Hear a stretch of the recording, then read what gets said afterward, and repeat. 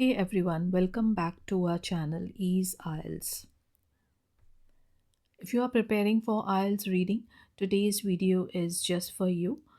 We will dive into multiple choice questions, what we call is MCQ questions, a tricky part of the test. But don't worry, I will guide you through step by step strategies and practice examples also to help you ace this section. So grab your pen and let's get started. In the previous video पिछली video में हमने कुछ strategies या tips को discuss किया था जिससे आप इजीली एमसीक्यू क्वेश्चंस को सॉल्व कर सकते हो। तो हम एक बार उसका ओवरव्यू ले लेते हैं। पहले सॉल्व क्वेश्चन को सॉल्व करने से पहले आंसरिंग द जो भी आपने एमसीक्यू क्वेश्चंस को आंसर कैसे करना है। Begin by reading the first question. जब आप फर्स्ट क्वेश्चन को पढ़ते हो तो उसमें से आपने पहले हाईलाइट द कीवर्ड्स।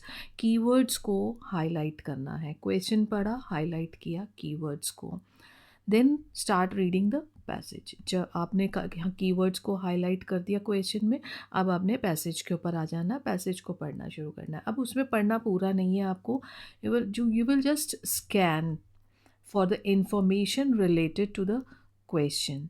आपने सिर्फ उसको स्कैनिंग करनी है, वो इन्फॉर्मेशन ढूंढनी है जो कि आपने क्वेश्चन में आपसे पूछी गई है। उसके साथ रिलेटेड जो भी आपकी इन्फॉर्मेशन है वो आप पैसेज में पढ़ोगे। It will be through only skimming and scanning. You don't have to read all the passage और the whole passage. Once you identify the keywords, जब आपने एक बार कीवर्ड्स को आइडेंटिफाई कर लिया पैसेज में, तो आपको एग्जैक्ट वर्ड्स वहाँ पे जो क्वेश्चन में मेंशन है वो नहीं मिलेंगे। You will always get their synonymous words. तो आपने क्या करना है, वो सिनोनिमस वर्ड्स के साथ रिलेट करना है। Look for the answer near by. जहाँ पे भी आपको कीवर्ड्स या सिनोनिमस वर्ड्स आपको मिले हैं, वहीं पे नज़दीक ही आपका आंसर की लोकेशन होनी चाहिए। आफ्टर फाइंडिंग द आंसर, जहाँ आपकी लोकेशन है वहाँ पे जब आपको मिल गया, तो वहाँ पे आपने क्या करना है, नेक्स्ट फ्यू लाइंस को आपने पढ़ना है। एक लाइन ऊपर, एक लाइन नीचे, और जो मेन लाइन है उसको एक बार आपने पढ़ लेना है। किस लिए पढ़ना है? So that you get sure कि आपकी जो आपने इंफॉर्मेशन क्वेश्चन के लिए आपको चाहिए वो आपको पैसेज में मिल रही है। Review the question once more. और जब आपको वो लोकेशन मिल जाती है तो एक बार क्वेश्चन को दोबारा से पढ़ें, सो डैट आप अच्छी तरह से उसको श्योर कर ले कि हाँ भाई यही आंसर है, हो सकता है यहाँ पे। तो रिपीट दिस प्रोसेस, और यही प्रोसेस आपने रिपीट करना है रिमेनिंग ऑफ द क्वेश्चंस के साथ, और आपका जो आंसर्स हैं वो इजीली आपको फाइंड आउट हो जाएंगे। नाउ कुछ टिप्स जो थी वो क्या थी कि लुक फॉर कीवर्ड्स। आपने कीवर्ड्स को क्वेश्चन में फाइंड आउट करना है और सिनोनिमस के साथ जाना है पैसेज में through out the text. Eliminate incorrect answers. अब आपने क्या करना है, जो भी आपकी ऑप्शंस क्वेश्चन में ऑप्शंस दी गई हैं, आपने इनकरेक्ट आंसर्स को एलिमिनेट कर देना है, उनको आपने हटा देना है, उसके ऊपर आपने क्रॉस लगा देना है, सो डैट आपने उसकी तरफ दोबारा से नहीं देखना है। Pay attention to the order of questions. अब आपने क्या करना है, ऑर्डर ऑफ क्वेश्चंस को आपने फाइंड आउट करना है, देखना है ध्यान से कि अगर आपका आंसर आप क्वेश्चन 4 का फाइंड आउट कर रहे हो तो उसकी लोकेशन जो होगी वो कहाँ होगी, between questions 3 and 5 in the passage. ये सीक्वेंस में ज़्यादातर ये आते हैं। कोई एक रीडिंग होगी जिसमें कि आपका ऊपर नीचे आंसर जा सकता है, लेकिन आपका ज़्यादातर ये सीक्वेंस में होंगे आंसर्स। तो अगर आप क्वेश्चन 4 को फाइंड आउट करने की कोशिश कर रहे हो तो आपने जहाँ थर्ड को फाइंड आउट किया है तो उसके ही बाद में फिफ्थ को भी फाइंड आउट कर लिया, तो वहाँ पे उसके बीच में ही आपको आंसर 4 मिल जाएगा। Rely solely on the information in the text. ये सबसे इम्पॉर्टेंट बात है कि आपको सिर्फ जो पैसेज में, जो पैराग्राफ में, जो टेक्स्ट में आपको इन्फॉर्मेशन दी गई है, आपने सिर्फ और सिर्फ उसके ऊपर रिलाई करना है। Do not use your knowledge. आपकी नॉलेज वहाँ पे काम नहीं आएगी। जैसे अगर अगर मैं आपको बताऊँ कि रीडिंग हम कोई कर रहे हैं और उस टॉपिक के बारे में हमें पहले से नॉलेज है, लेकिन वो आपकी नॉलेज वहाँ पे नहीं चलेगी। वहाँ पे आपको सिर्फ वही इन्फॉर्मेशन के ऊपर रिलाई करना पड़ेगा जो आपको टेक्स्ट में मेंशन है। So your knowledge will not be considered. तो ये आपको स्ट्रैटेजीज या टिप्स जो हैं वो हमने डिस्कस की थी प्रीवियस में। अब यहाँ पे दो टाइप्स के आपके क्वेश्चंस आते हैं। कैसे होते हैं? फर्स्ट क्वेश्चन विल बी जिसमें आपको 4 ऑप्शंस दी जाएंगी A B C D, where you have to choose only one correct answer. Questions जो आपके सेकंड जो होंगे वो होंगे कि जिसमें आपको 5 ऑप्शंस दी जाएंगी और उसमें आपको 2 करेक्ट आंसर्स को ढूंढना पड़ेगा। So you have to be very careful while reading the instructions. आपको इंस्ट्रक्शंस बहुत ध्यान से पढ़नी है, whether they are asking for one answer or they are asking for the 2 correct answers. So in short, first type जो इसमें आपका one option आपको सिलेक्ट करनी पड़ेगी और जो सेकंड टाइप होगा उसके अंदर आपको 2 लेटर्स को चॉइस में रखना पड़ेगा। So these were the strategies which you will have to follow while practising your MCQ questions in the IELTS reading. So we will take the example also. Practice test हम ले लेते हैं एक। Paragraph the blight of rice, ये हमारे पास passage है पूरा। हमने पूरा पैसेज नहीं पढ़ना है। We will go to first questions कि आपके क्वेश्चंस क्या हैं। Here we have question number 12 and 13। So instructions में क्या मेंशन है? Choose the correct letter. That means you have to, letter means one answer from the options A B C और D. तो इसमें से आपको एक ढूंढना है। Write the correct letter in the boxes 12 and 13। Answer sheet में जहाँ आपका क्वेश्चन नंबर 12 या 13 लिखा है वहाँ पे आपको एक एक ही आंसर फाइंड आउट करके डालना है। तो यहाँ पे लेटर है तो इसका आपको ग्रामेटिकली बहुत ध्यान रखना पड़ेगा कि here it is mentioned letter, तो यहाँ पे आपका एक ही ऑप्शन आने वाला है। और एक और चीज़ इसकी पहचान आप कर सकते हो, आपको ऑप्शंस दी गई हैं और एक फिलअप्स है बीच में, तो ऑब्वियस सी बात है कि वो आपका एक ही ऑप्शन को ही आएगा। तो इससे भी आपको अंडरस्टैंडिंग हो जानी चाहिए। But the most important is you read the instructions first and carefully. तो now the question is, states are more interested. States जो हैं वो ज़्यादा इंटरेस्टेड हैं किस में? इन किस में? डैश दैन स्टिमुलेटिंग, एक कंपैरिजन कर रहे हैं स्टिमुलेटिंग राइस प्रोडक्शन। स्टेट्स जो हैं वो ज़्यादा इंटरेस्टेड हैं किस चीज़ में करने के लिए, वो आपने इन ऑप्शंस में से ढूंढना है। दैन स्टिमुलेटिंग, बढ़ावा देना राइस प्रोडक्शन को। तो आपको यहाँ से देखना है कौन सा आंसर हो सकता है। हमने एक बार हम चले जाते हैं पैसेज के ऊपर। हमारे कीवर्ड्स जो रहेंगे that is states, stimulating rice production, इसके साथ हमने देखना है। सो वी नो, मैंने यहाँ पे हमने जो है पैसेज में एक बार से देख लिया हुआ है कहीं पे कि हमारे पास कोई भी स्टिमुलेटिंग के बढ़ावा देना that is not given in here anywhere, A B C या डी में, ई में भी नहीं है। हमारे पास जो आंसर आ रहा है वो यहाँ पे है। हम इस पैसेज को एक बार अच्छी तरह से देख लेते हैं कि क्या है। While there is a need of more rice, हमारे पास अभी नीड जो है वो ज़्यादा राइस की है। तो मैनी स्टेट्स, अभी हमारे पास कीवर्ड जो है वो मैनी स्टेट्स के साथ हमें मिल गया हुआ है। Many states and countries seem less keen. Less keen मतलब ज़्यादा उनको इंटरेस्ट नहीं है किस चीज़ में? टू इन्फ्लुएंस एग्रीकल्चर पॉलिसी में। यही हमारा क्वेश्चन में था कहीं ना कहीं।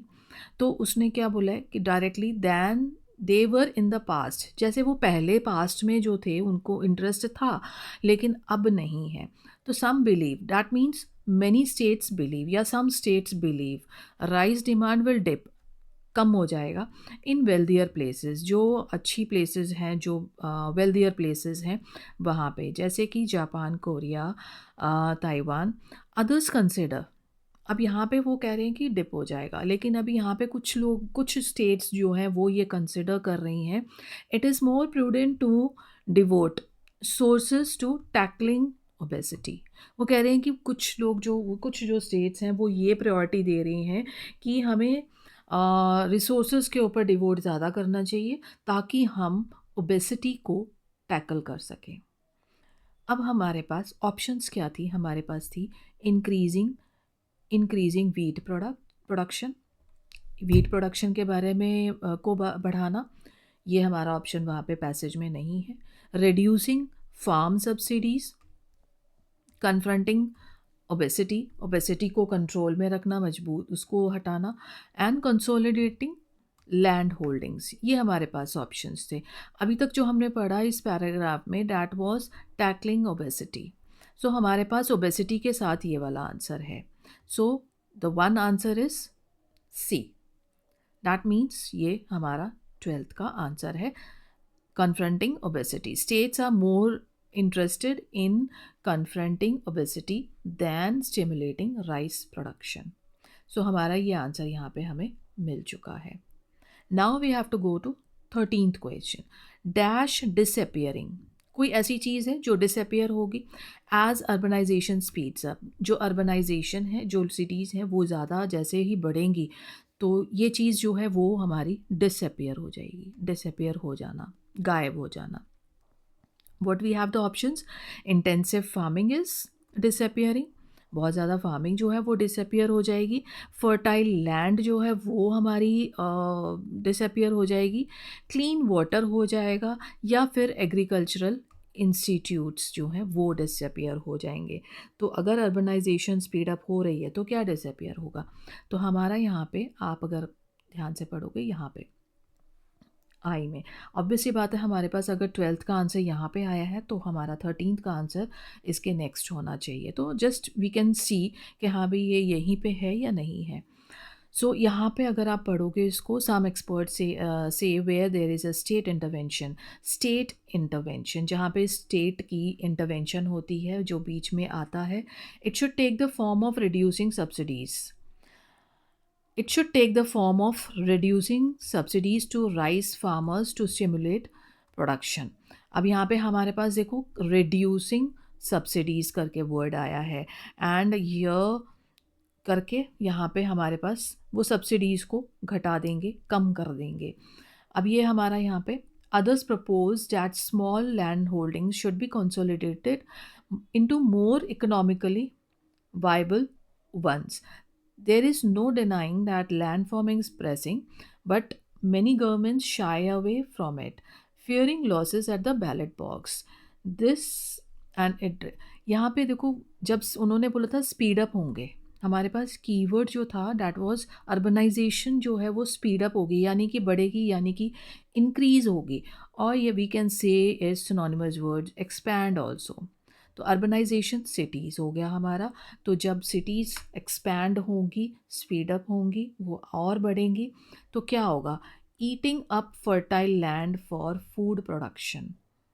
तो जो फर्टाइल लैंड है वो ईटिंग अप का मतलब होता है उसको ईटिंग अप का मतलब है कि उसको यूज़ करना दूसरे पर्पसेस के लिए रैदर देन फूड प्रोडक्शन के लिए। तो हमारा यहाँ पे फर्टाइल लैंड के साथ हमारा एक कीवर्ड आ रहा है, and here we have the fertile land is. तो we don't have the intensive farming, बहुत ज़्यादा फार्मिंग के बारे में उसमें मेंशन नहीं है। क्लीन वाटर के साथ कोई मेंशन नहीं है। एग्रीकल्चरल इंस्टीट्यूट्स के साथ हमारा इस पैराग्राफ में कुछ भी ज़्यादा मेंशन नहीं है। सो हमारा फर्टाइल लैंड के लिए है। तो that is your fertile land is my answer. So we have opted the दो स्ट्रैटेजीज ओनली जो हमने पहले ऊपर पढ़ी हैं। नेक्स्ट हम एक और ले लेते हैं एग्जाम्पल, ग्रे वर्कर्स। रीडिंग का पैसेज का नाम है this is your reading. The question, हम सबसे पहले क्वेश्चन को पढ़ लेते हैं कि क्वेश्चन हमारा क्या है। 5th और 6th दो क्वेश्चन है हमारे पास। Choose a correct answer. अब हमें यहाँ पे देखना है choose a correct answer, letter ABCDE। अब 5 ऑप्शंस हैं हमारे पास। तो 5 ऑप्शंस होने का मतलब हमने पहले ही स्ट्रैटेजी में जब पढ़ा था कि 5 ऑप्शंस होते हैं तो आपका कहीं ना कहीं आपको पता लगता है कि आपको 2 चॉइसेस रखनी पड़ेंगी आंसर्स की। So write your answers in the 5 and 6। Answer sheet में आपका जहाँ पे भी 5 and 6 क्वेश्चन नंबर होगा वहाँ पे आपने अपने ऑप्शंस का लेटर जो है वो लिख देना है। According to the passage there are several advantages. Passage के अकॉर्डिंग हमारे पास बहुत सारी एडवांटेजेस हैं टू हायर एल्डर पीपल। जो एल्डर पीपल हैं, बड़े हैं लोग, उनको हायर करना, उसकी एडवांटेजेस हैं, बहुत सारी एडवांटेजेस हैं। Please choose 2 from below. अब यहाँ पे उन्होंने क्लियरली मेंशन भी कर दिया कि आपके पास 2 ऑप्शंस होनी चाहिए आंसर की। तो दैट इज़, ये ऑप्शंस है आपके पास 5। तो अब हमने पूरा पैसेज पढ़ने के बजाय अगर हम ये देखें डी पैराग्राफ आपको क्या बता रहा है। डी पैराग्राफ आपको बता रहा है clearly when older people do heavy physical work, जब बड़े लोग जो हैं, बुजुर्ग लोग जो हैं, वो फिजिकल वर्क करते हैं, देयर एज में अफेक्ट देयर प्रोडक्टिविटी, उनकी एज जो है वो अफेक्ट करती है प्रोडक्टिविटी पे। बट लेकिन अदर स्किल्स में इंक्रीज विद एज, लेकिन उनकी जो बाकी की स्किल्स हैं, जैसे जैसे उनकी एज बढ़ती जाती है, उनकी स्किल्स जो हैं वो भी बढ़ती हैं, including many data crucial for good management. कौन सी स्किल्स बढ़ती हैं? गुड मैनेजमेंट की, जो बहुत ही इम्पॉर्टेंट है, क्रूशियल है, इम्पॉर्टेंट है, such as an ability to handle people diplomatically. Diplomatically बड़े ध्यान से, बड़े अच्छे से उसको हैंडल करना, लोगों को हैंडल करना, वो उनकी स्किल्स जो हैं वो बढ़ती हैं। तो हमारा आंसर जो होगा, एक जो हम ले सकते हैं इसमें कि एक तो हमारे पास कीवर्ड है their products are more superior, paid less compare to younger ones, run fast, भाग सकते हैं, there is a meeting, have a better interperson relationship, and identify problems in an advanced time। तो ये 2 चीज़ें हैं हमारे पास, राइट। तो अब हमारे पास क्या होगा? फिफ्थ और सिक्स्थ 2 आंसर्स ढूंढने हैं हमें इसमें से। तो हमारे आंसर्स कौन से हो सकते हैं? अब उन्होंने बोला है कि हैंडल करना लोगों को हैंडल कैसे कर सकते हैं? वो कहते हैं कि यहाँ पे देखो, हैव अ इंटरपर्सन रिलेशनशिप, जिसमें आप लोगों को अच्छी तरह से एक अच्छा रिलेशनशिप मेंटेन कर सकते हो और उनको अच्छी तरह से हैंडल कर सकते हो। So one answer is D. इसको थोड़ा सा और आगे पढ़ लेंगे क्योंकि एक आंसर हमें मिल चुका है, एक आंसर हमें और मिलना है।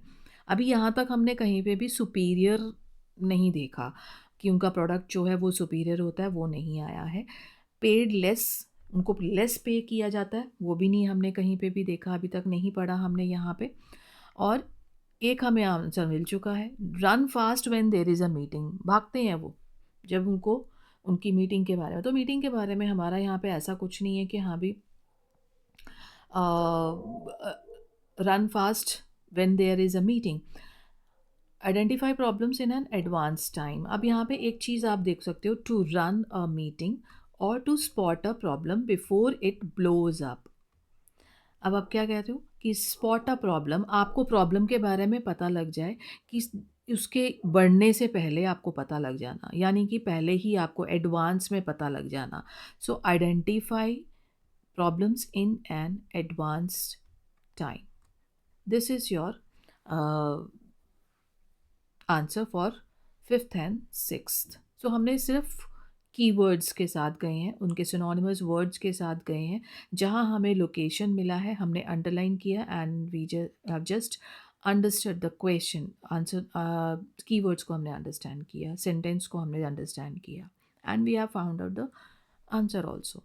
Now the other question is seventh and eighth, write the correct letter from A B C D E. यहाँ पे भी आपको पहचान आ जानी चाहिए कि 2 आंसर्स, 2 ऑप्शंस को ढूंढना है आपको।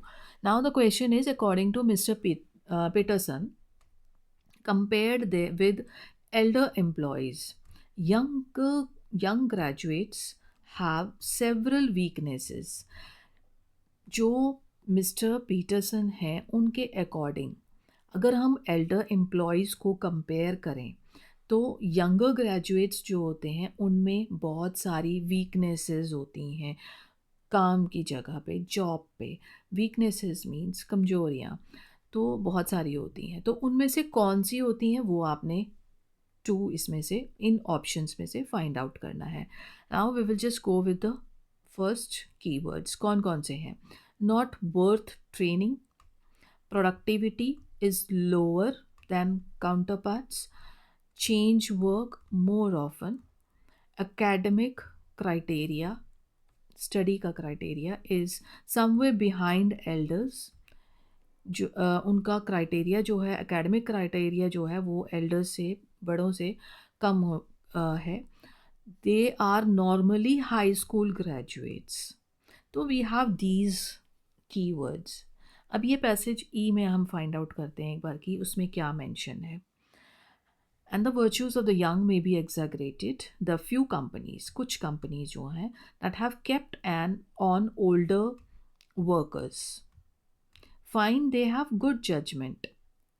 वो क्या करती हैं, कुछ कंपनी जो हैं उन्होंने ओल्डर वर्कर्स जो हैं, जो बड़े हैं, एल्डर्स हैं, उन वर्कर्स को रखा काम पे। क्यों रखा? क्योंकि उनका जो जजमेंट है वो, और प्रोडक्टिविटी जो है वो गुड है, बहुत अच्छी है, सेज मिस्टर पियर्सन। पियर्सन ने ये कहा।